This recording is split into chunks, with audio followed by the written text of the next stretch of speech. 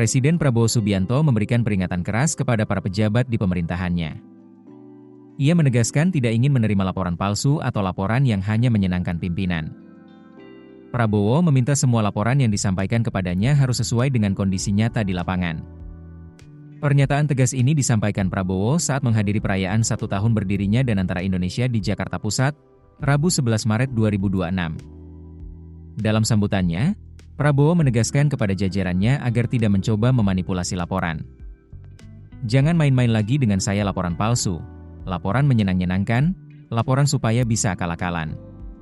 Saya kasih peringatan keras ini, ujar Prabowo.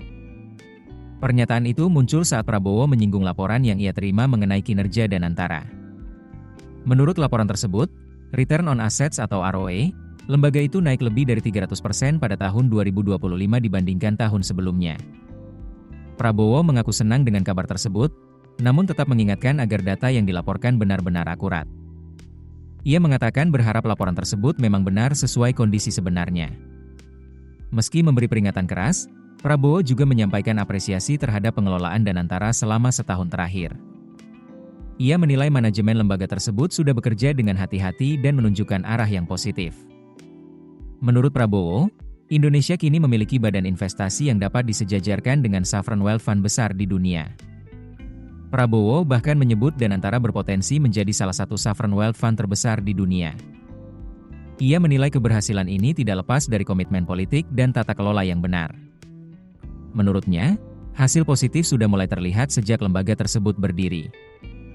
Peringatan keras Presiden Prabowo Subianto menjadi sinyal kuat bagi jajaran pemerintah agar bekerja secara transparan dan profesional. Ia menegaskan bahwa laporan yang akurat sangat penting untuk memastikan kebijakan pemerintah benar-benar sesuai dengan kondisi di lapangan. Keputusan bisnis terbaik datang dari data, bukan tebakan.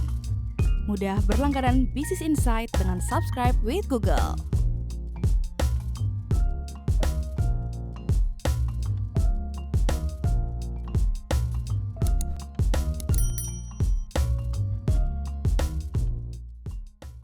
Download aplikasi Kontan sekarang di App Store atau Play Store.